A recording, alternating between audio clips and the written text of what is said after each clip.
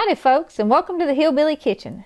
Today we're going to be making hamburger steak with onion gravy. Now if you order this in a restaurant, it's probably going to be called chop steak. And when a hillbilly woman asks you if you're hungry and says I can make you a hamburger steak, what she really means is I can make you a hamburger but I ain't got no buns. You can make hamburger steak or chop steak out of any ground beef. My preference for a hamburger steak is ground round, which is 85-15, 85% lean, 15% fat. I use ground chuck for it a lot, and I really don't like the ground sirloin because it is too lean and too dry, and the flavor is not as good as the chuck or the round. So anyway, the basic ingredients is you need ground beef and onions. And you don't even necessarily have to have the onions if you don't want it with sauteed onions or onion gravy. You can just make a hamburger steak and season it how you want it. Maybe serve it with a big baked potato. But if you want to do the onion gravy, of course you have to have the onions. You need a couple tablespoons of flour. And I'm only doing 2, so I just have a cup of milk. If you're going to do for a big crowd, you're going to need more milk, obviously, and more flour. And I've got a little bit of minced garlic I'm going to season mine with, and some salt and some pepper. Between that garlic and the onions, this will have plenty of flavor. You can add mushrooms if you want. Sometimes I add a green pepper. I'll slice up a green pepper like this. And how thick you chop your onions kind of depends on your taste and what you prefer. I sliced mine really thin. I just cut it in half and then sliced it super thin. And a lot of folks like a little Worcestershire sauce on theirs. And I used to use this because it does add a lot of flavor. But if you have folks with food allergies, you have to be careful because this has fish in it. But if you want to add a little flavor boost to it, this is certainly a good choice. So anyway, I won't be using this, but if you want it, it's an option. Now let's get over here to the stove and get started. Of course you got to have a little salt and pepper. Now I've already got my skillet on medium. And before I even put these in the pan, I'm going to put a little salt and a little pepper on the bottom. And when I put these in there, I'm going to flip them upside down because I want to get a little flavor on this meat as it starts to cook. And you do want to have your skillet hot before you put your meat in. And it's a good idea to wipe it with a little oil or spray it with some non-stick cooking spray. That kind of keeps the onions from sticking to the pan so bad. Now I'm just going to put a little more salt and a little more pepper, not too much. And then I'm going to add my onions on top of my meat. Well, and to my pan. Just kind of wherever they fall is fine, but you do want to make sure you get some of them on top of the meat because you want to get that flavor down in your beef. As the beef cooks and the onions cook, you want the juice out of those onions to kind of run down in the beef. Okay, and you can sprinkle a little more salt and pepper on your onions. The salt and pepper on top of the onions kind of brings out the flavor.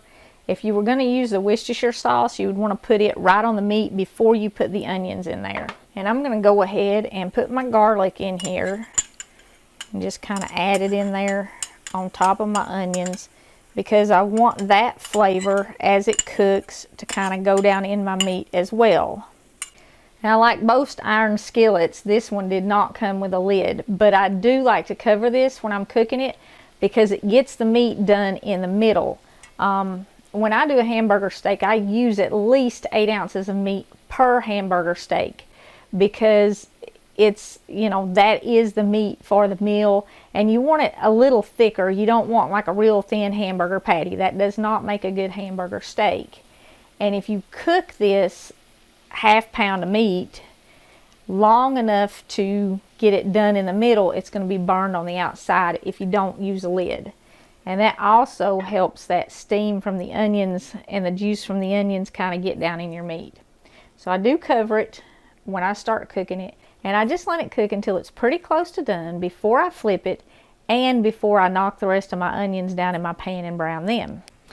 Okay, this has only been cooking about 10 minutes. But because we had the lid on it, you can see the meat is already almost done. It's turned colors. course, maybe you can see that for all the steam. So what I'm going to do now is I'm going to kind of knock my onions in my pan. This meat is not done. I mean, it's still very soft in the middle.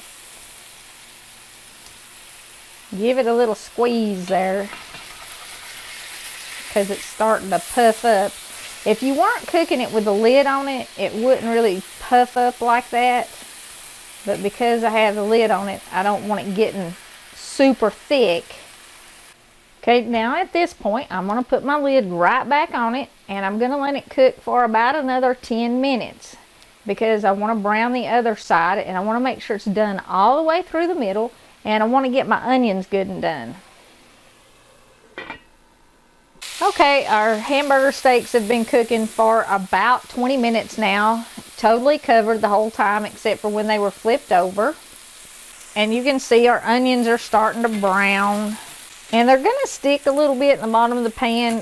That's why I said you might want to spray it with a little non-stick spray or rub a little oil in it. And it doesn't really matter what kind of pan you use. Even if you use a non-stick pan, you're still going to get some caramelized onions in the bottom of your pan. At this point, the meat's pretty much done and the onions are pretty tender.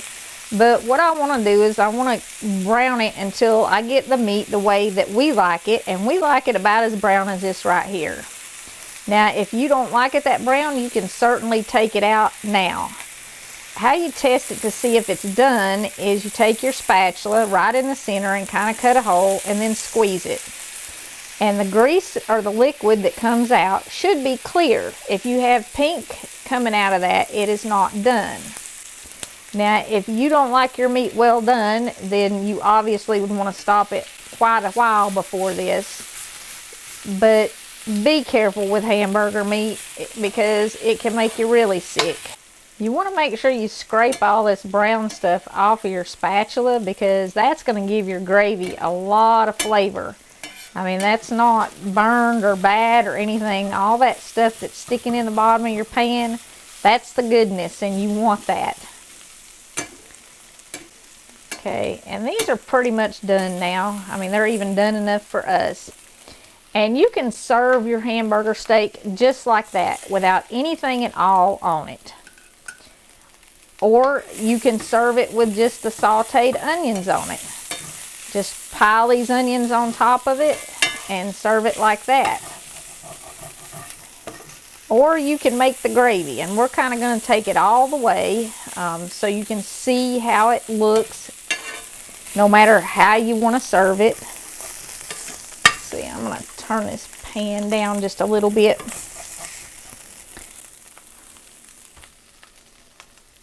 You can do it just like that with a pile of onions on top of it. And this is actually my favorite way right here. It's just with a pile of onions on top of it.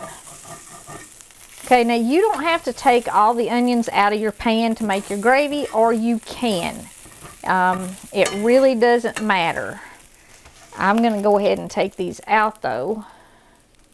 But you can leave them in there. And the rest of these I'm just going to leave in there. And I'm going to go ahead and dump my flour in. And you can see with that ground sirloin, there is not much grease, but there's plenty enough in here to make gravy. A little bit of grease goes a long, long way when you're making gravy. And there's plenty of flavor in this pan from the meat and from the onions. Now, when you're doing a gravy like this, it adds flavor to your gravy if you kind of brown your flour. Add a little salt and pepper in there. And again, it's just a taste. It's however much you like. I think I want a little more pepper. When I do gravy on meat like this, I like plenty of pepper in it. And this is basically the same thing as a breakfast gravy, like if you were doing sausage gravy or something. Once your flour gets just a little bit brown, go ahead and add your milk all at once.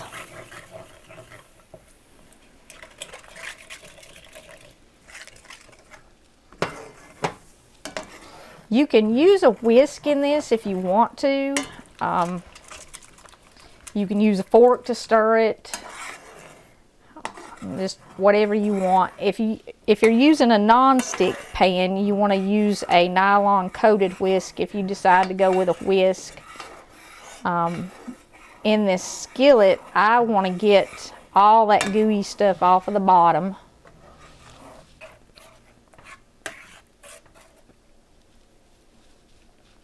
Okay, once you've got your gravy to the consistency that you want it, you do want to move your pan off of the stove eye, because if you leave this pan on the stove eye, your gravy is going to continue to get thicker. Okay, now like I said, you can serve these just like this with all these delicious sauteed onions on it, or you can add the gravy to it, and you don't even have to have the sauteed onions. A lot of times when we were kids, Granny just fry them up, just the hamburger. And I do that a lot too. Add some gravy on top of it there.